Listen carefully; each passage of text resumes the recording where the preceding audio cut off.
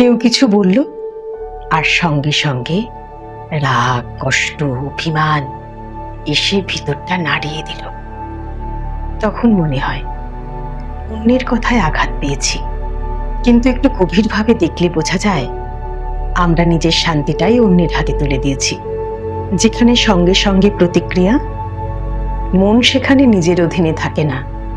কেউ একটি কথা বলল আর ভেতরে ভেতরে রাগ জেগে উঠল, তার মানে সে শুধু কথা বলেনি, আমার মনটাকেও নাড়িয়ে দিল। এই নাড়াচাড়ার মধ্যে লুকিয়ে থাকে এক অদৃশ্য দাসত্ব। কিন্তু যে স্থির থাকতে শেখে, সে প্রতিটি কথার উত্তরে সঙ্গে সঙ্গে ভেঙে পড়ে না।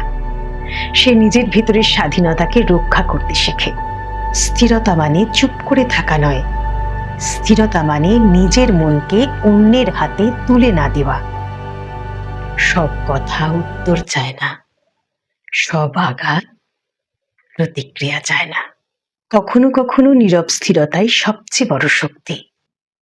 স্বামীজি বলতেন, যে ব্যক্তি নিজের মনকে জয় করতে পারে সেই সত্যিকারের স্বাধীন।